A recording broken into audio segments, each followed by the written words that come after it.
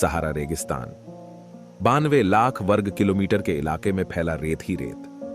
लेकिन यह जगह हमेशा से ऐसी नहीं थी। यहां भी हंसती खेलती जिंदगियां थी। इन रेतों में छुपे इतिहास की कल्पना शायद हम नहीं कर सकते, लेकिन माना जाता है कि हजारों साल पहले यहां भी बड़ी बड़ी झीलें, नदियां और पेड़ थे। दोस्तों, जीवन के होने के अलावा पृथ्वी ग्रह कई मायनों में दूसरे ग्रहों से बहुत ही अलग और असामान्य है। यहां मौसम बदलते रहते हैं। कुछ सालों में जलवायु के स्वरूप तक बदल जाते हैं, तो वहीं कुछ लाख सालों में पूरी की पूरी जलवायु तक में बदलाव हो जाता है। इस तरह से बदलाव शायद ही किसी ग्रह में देखने को मिलते हैं। लेकिन कम लोग जानते हैं कि इस बात के प्रमाण भी मिलते रहे हैं। सहारा कभी रेगिस्तान नहीं, हरा भरा होता था। अभी तक वैज्ञानिकों को यह पता नहीं चल सका था कि यह बदलाव कैसे और कब होता है, लेकिन नए शोध ने इस पर कुछ रोशनी डालने का काम किया है। सहारा दुनिया का सबसे बड़ा रेगिस्तान है। आज के समय में जितना क्षेत्र में सहारा फैला हुआ है, उतना में ऑस्ट्रेलिया जैसे देश आ जाए। वह कभी हरा भरा हुआ करता था। अफ्रीकी महाद्वीप में 92 लाख वर्ग किलोमीटर एरिया में फैले रेत के इस महासागर को अरबी भाषा में अस-सहारा अल कुबरा यानी महान रेगिस्तान कहा जाता है। सहारा गर्म रेत के विशाल टीलों वाला दुनिया का सबसे बड़ा रेगिस्तान है। एक जमाने में सहारा कभी हरा भरा हुआ करता था। यहां तक कि पेड़ पौधे, जंगली जानवर और इंसानी आबादी रहा करती थी। यानी आज जो सहारा आप देख रहे हैं, वहां पर कभी गांव हुआ करता था, जैसा आज के समय में आपको देखने को मिलता है। पहली बार जब इस हकीकत के बारे में दुनिया को पता चला था, तो कई लोग यकीन नहीं कर पा रहे थे। वैज्ञानिक भी हैरान थे। आइए जानते हैं कि ऐसा क्या हुआ कि एक हरा भरा सहारा रेगिस्तान में बदल गया। रिसर्चर्स ने बताया कि 6000 साल पहले वहां हरियाली थी। यहां तक कि उत्तरी अफ्रीका के बड़े हिस्से में भी झीलें हुआ करती थीं। यह पूरा क्षेत्र ऑस्ट्रेलिया जैसे देश से भी बड़ा है। साल 2005 और 2006 में नेशनल ज्योग्राफी ने एक रिपोर्ट प्रकाशित की थी। इस रिपोर्ट के मुताबिक सहारा में लगभग 200 कब्रें खोजी गईं। शिकागो विश्वविद्यालय की एक रिसर्च टीम दक्षिण पूर्वी अल्जीरिया में डायनासोर के अवशेषों की खोज कर रही थी। इसी दौरान एक विशाल कब्रिस्तान मिला। वहां इंसानों और जानवरों की हड्डियां मिली, जिसमें बड़ी मछलियों और मगरमच्छों के अवशेष भी मिले थे। दोस्तों, आज हम आपको इस रेगिस्तान की कुछ खास और रहस्यमय बातें बताने जा रहे हैं, जिसे जानकर शायद आप भी हैरान रह जाएंगे। सहारा रेगिस्तान की लंबाई 4800 किलोमीटर जबकि चौड़ाई 1800 किलोमीटर है। क्षेत्रफल में यह रेगिस्तान यूरोप महाद्वीप के लगभग बराबर और भारत के क्षेत्रफल के दोगुने से भी अधिक है। यह करीब 92 लाख वर्ग किलोमीटर में फैला हुआ है। सहारा रेगिस्तान ने दुनिया के 8% थलीय भाग को अपनी चपेट में ले रखा है।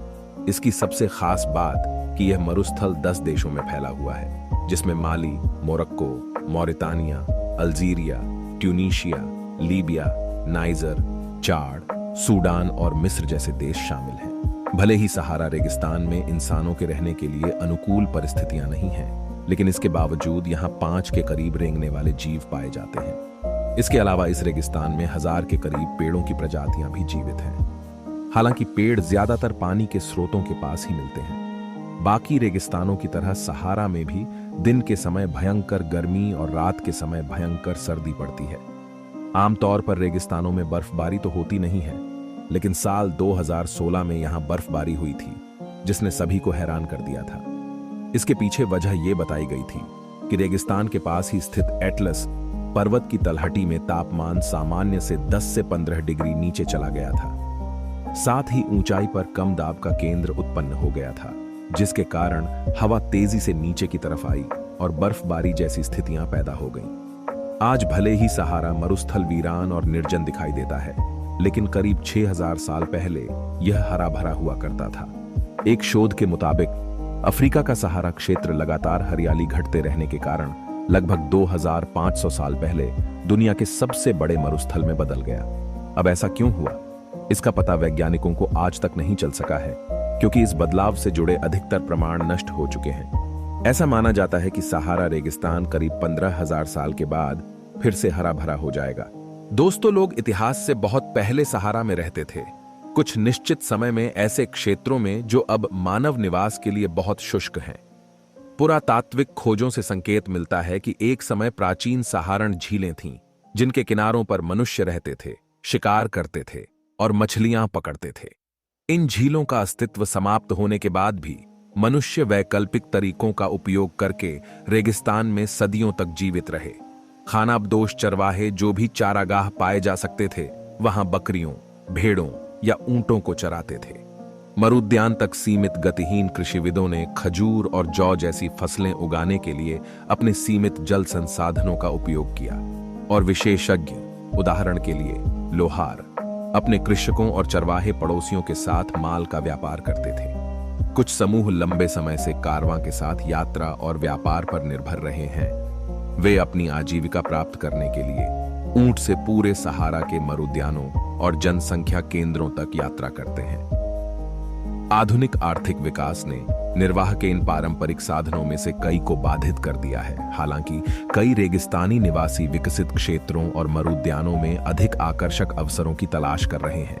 द्वितीय विश्व युद्ध के बाद पूर्वेक्षण से पता चला कि सहारा तेल और खनिज संसाधनों से भरा हुआ था, जो तब से अंतरराष्ट्रीय निवेश के एक प्रमुख आकर्षण के रूप में काम कर रहा है। पूरे उत्तरी अफ्रीका में तेल, प्राकृतिक गैस और कोयले के भंडार की खोज की गई है, और विशेष रूप से मिस्र, लीबिया और अल्जीरिया जैसे विभिन्न देशों द्वारा इसका दोहन किया गया है।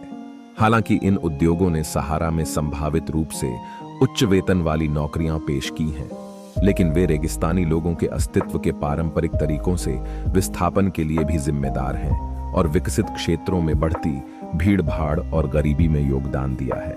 पहले भी बहुत से प्रमाण मिलते रहे हैं जिससे इस दावे को समर्थन मिलता रहा है कि सहारा समय समय पर इतिहास में हरा भरा होता रहा है। ये उत्तरी अफ्रीका नमदौर ही अफ्रीका के बाहर हरियाली फैलाने में अहम भूमिका निभाया करते थे, जिससे कई तरह की प्रजातियां, यहां तक कि शुरुआती इंसान भी अफ्रीका के बाहर दुनिया भर फैल सके। इस अध्ययन में सुझाया गया है कि यह हरियाली की प्रक्रिया पृथ्वी के सूर्य का चक्कर लगाने वाली कक्षा के प्रिसेशन प्रक्रिया से निर्धारित होती है, जिसमें होने वाले बदलाव के कारण पृथ्वी कई बार अपनी ही धुरी पर डगमगाने लगती है। इसी की वजह से करीब हर 21,000 के चक्र में पृथ्वी के मौसमों पर असर पड़ने लगता है। इसी प्रिसेशन से अफ्रीका का मानसून नियंत्रित होता है और वहां हरियाली फैल जाती है। एक अध्ययन में एक अनोखी बात यह भी पाई गई है कि ये उत्तर अफ्रीकी नमदौरों पर हिमयुग के दौरान नहीं आते हैं, क्योंकि हिमयुग के दौरान उच्च अक्षांशों में बर्फ की चादर फैली होती है। ये चादरें ही वायुमंडल को ठंडा करते हैं और नम के दौर को दबा देती हैं, यानी कि यहाँ मानसून के मौसम के लिए जरूरी गर्मी ही नहीं होती है, जिससे मानसून का प्रभाव नहीं दिखता है। इससे पहले 11,000 साल पहले हिमयुग खत्म होने के बाद सहारा में हरियाली का दौर आया था, जो करीब 5,000 साल पहले तक चला था। और यह सब उस समय हुआ था जब पृथ्वी की कक्षा का झुकाव 24.1 डिग्री का हो गया था, जबकि आज यह 23.5 डिग्री का ही चल रहा है। अब अगली बार बदलाव करीब 12,000 साल बाद देखने को मिलेगा, और तब इंसान सहारा रेगिस्तान को हरा होते देख सकेंगे। दोस्तों, आपको कैसी लगी ये सहारा रेगिस्तान की जानकारी कमेंट में बताएं, और फैक्ट नॉलेज फाइल को सब्सक्राइब करें।